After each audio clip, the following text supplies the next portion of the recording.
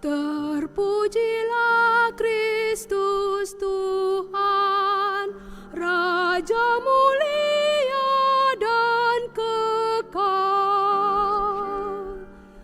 Terpujilah Kristus Tuhan, Raja mulia dan kekal. Dari dalam awan terdengarlah suara Bapa.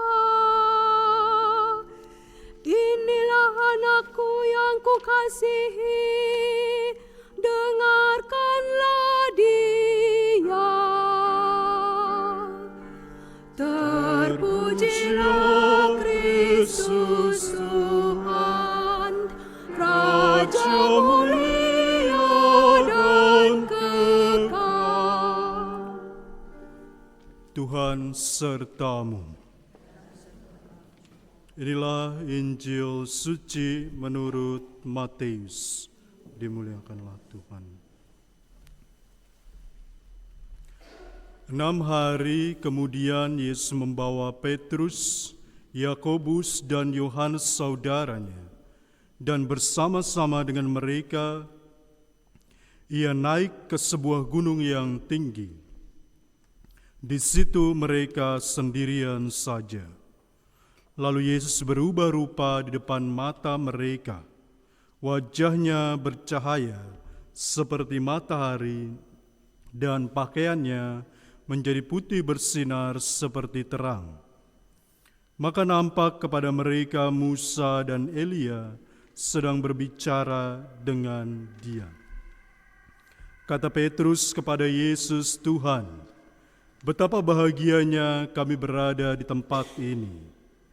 Jika Engkau mau, biarlah kudirikan di sini 3 kemah, 1 untuk Engkau, 1 untuk Musa, dan 1 untuk Elia."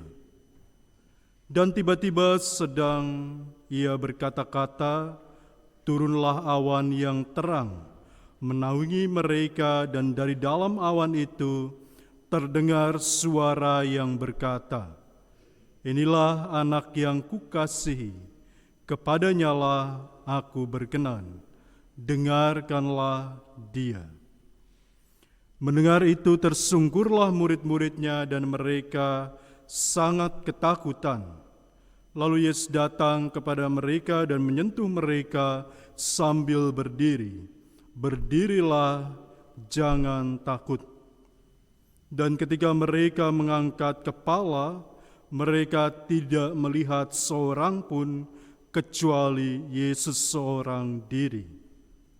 Pada waktu mereka turun dari gunung itu, Yesus berpesan kepada mereka, "Jangan kamu ceritakan penglihatan itu kepada seorang pun sebelum Anak Manusia dibangkitkan dari antara orang mati."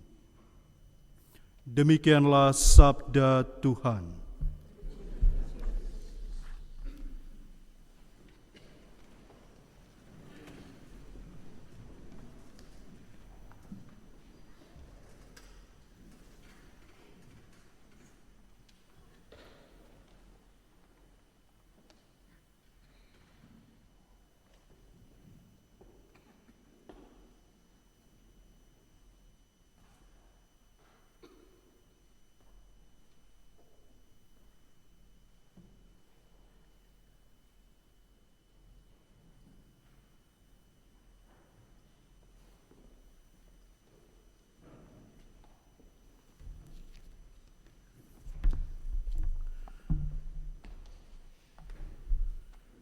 Saudara-saudari yang dikasihi Tuhan Yesus Kristus, saya akan mengawali sebuah pepatah yang pernah ditulis dalam sebuah novel berjudul Silence, karya Susaku Endo. Bercerita tentang para misionaris pertama Gereja Katolik yang dikirim ke Jepang. Di sana seorang umat berkata kepada Rodriguez, seorang pastor, mantan pastor, Siapa yang mendaki gunung yang tinggi akan melihat lebih jauh dan lebih jelas. Sebab dari atas, perspektif kita sebagai manusia selalu berubah. Ya.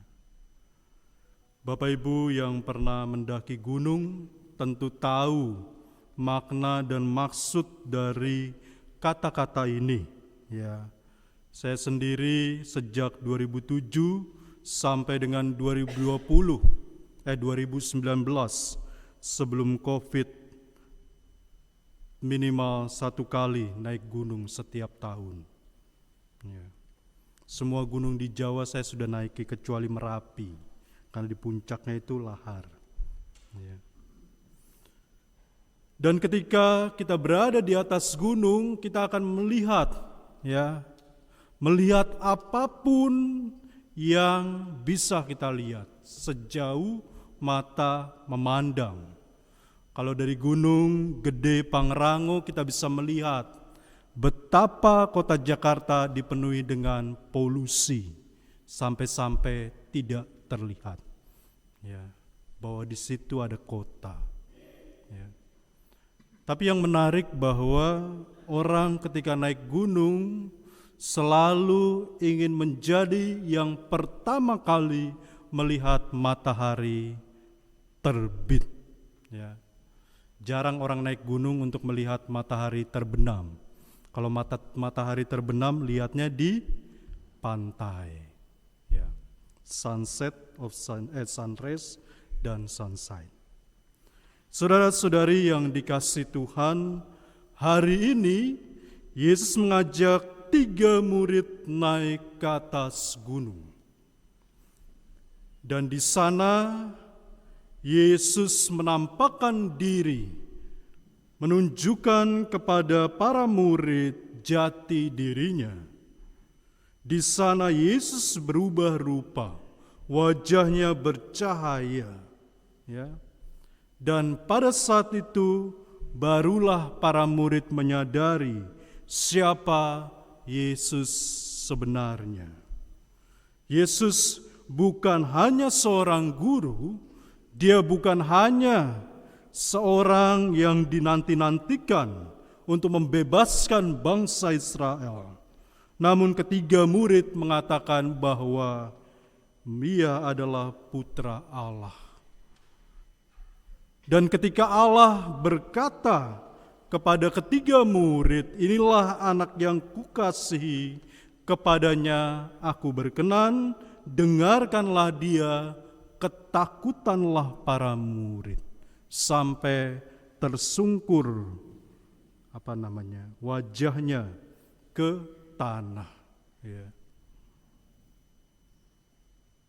Peristiwa ini tentu terjadi sebelum Yesus menderita dan wafat di salib. Ya, jarak antara gunung tersebut dengan Yerusalem menurut banyak ahli kitab suci itu kurang lebih bisa dilihat dari atas gunung itu, ya.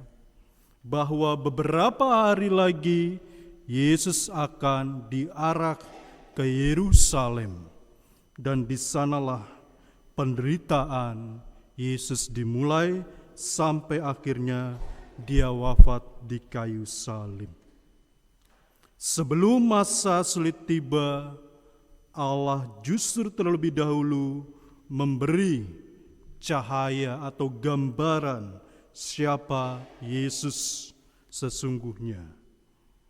Ia tahu kapan kita membutuhkan peneguhan. Dalam hidup kita pun kita sadari bahwa ada saat-saat seperti itu. Ya. Ada saat di mana ketika kita berdoa, kita merasa damai, seolah-olah kita berbicara atau Tuhan berbicara dengan kita. Ya. Melalui sabda kitab suci yang menyentuh hati, seolah-olah Allah ingin menegur kita, ingin memperingatkan kita, ingin memberkati kita lewat sabdanya. Juga melalui pengalaman-pengalaman kecil ketika kita merasakan kedekatan Allah, kedekatan kita dengan Allah. Momen ini banyak para ahli kitab suci mengatakan momen gunung, ya. Jadi saat dimana kita begitu dekat sekali dengan Tuhan, ya. Lupa kita dengan apa yang terjadi di belakang kita, ya. Kita lupa bahwa mendaki gunung itu berat, ya. Nggak gampang, ya. Banyak orang, ya, kalau saya dengar, ya, itu kelelahan di tengah perjalanan naik gunung. Namun ketika sampai di atas gunung, kita lupa akan segala hal yang terjadi di belakang kita. Namun saudara-saudari yang dikasihi Tuhan, kita tidak bisa tinggal terus dalam momen-momen seperti itu. Ya, para murid atau Petrus ketika dia merasakan kehadiran Tuhan, ya, mendengar kata-kata Allah, ia dengan begitu cepat mengambil inisiatif ingin mendirikan kemah dan tinggal di sana. Dan saya pun juga kalau ada di atas gunung rasanya pengen tinggal di situ selamanya, ya, karena memang indah sekali Bapak Ibu, ya. Kalau bisa bangun rumah di situ, nggak usah balik lagi, apalagi pergi ke Belanda, ya. Hampir nggak ada gunung di Belanda, ya. Rasanya ingin tinggal di sana terus menerus selamanya, ya. Namun hal yang menarik yang perlu kita catat pada hari ini, bahwa Yesus justru membawa mereka turun kembali. Ya. Kita pun bertanya, mengapa Yesus mengajak mereka untuk turun kembali ke bawah? Karena sejatinya pengalaman iman, ya, bukan hanya tentang merasakan damai, tetapi tentang tetap setia dalam kehidupan sehari-hari. Ya. Tetap setia baik suka maupun duka. Ya, kelihatannya indah sekali kata-katanya, ya. Namun percayalah, hanya satu murid dan satu perempuan berserta Bunda Maria yang menemani Yesus sampai di bawah kaki salib. Ya. Semua kabur, lari terbirit-birit. Ya. Termaksud 2 dari 3 murid yang dibawa Yesus naik ke atas gunung. Ya. Rupanya para murid tidak bertahan ketika melihat Yesus ditangkap dan didera sampai pada akhirnya wafat di kayu salib.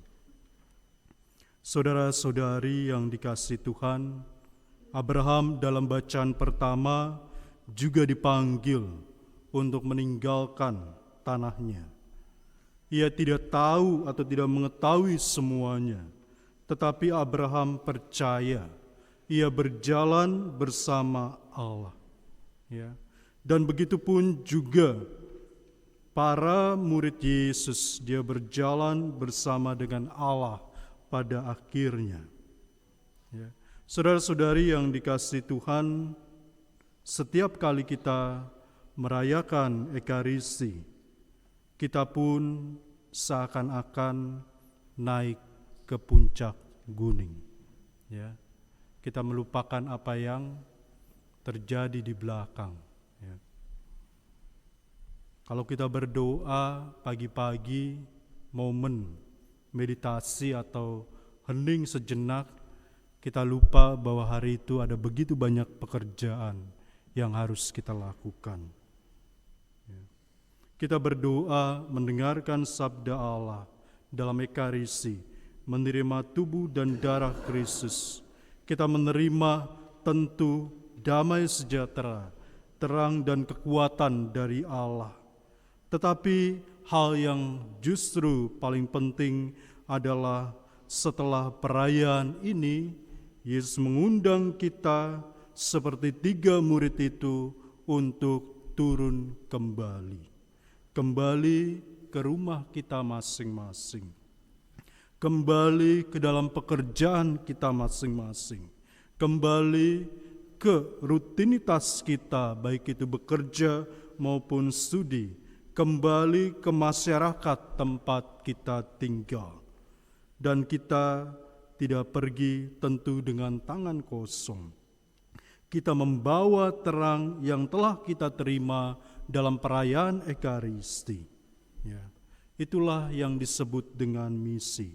Kita diutus untuk membawa dan membagikan damai dan terang kemuliaan Allah dalam kasih, dalam pengampunan kita terhadap sesama, juga kebaikan dan harapan, dan yang terpenting adalah berkat bagi sesama. Ketika kita merasa bahwa hidup kita terasa berat, ingatlah selalu momen Ekaristi, di mana kita datang, kita mendengar sabda Tuhan, kita menerima tubuh Tuhan, dan kita dikuatkan untuk melangkah 1 minggu ke depan. Ya. Minggu lagi kita kembali ke dalam perayaan Ekaristi, kita membawa segala keluh kesah, ya, kita membawa segala doa dan harapan kita, dan disitulah kita memperoleh berkat Tuhan dan kita kembali dengan berkat itu untuk hidup kita sehari-hari. Sekali lagi, mungkin untuk 1 minggu atau untuk beberapa hari ke depan, atau mungkin yang ke gereja sebulan sekali untuk 1 bulan ke depan, dan lain seterusnya. Saudara-saudari yang dikasihi Tuhan, sekali lagi, marilah kita mendengarkan apa kata Allah, mendengarkan Yesus dan mengikutinya dengan setia di gunung maupun di lembah kehidupan kita sehari-hari, sebagai murid-murid yang membawa terang ke dalam atau ke tengah-tengah dunia. Amin. Mari kita bangkit berdiri, kita mengakui iman, kepercayaan kita dengan mendoakan bersama syahadat para rasul. Kita doakan bersama-sama. Aku percaya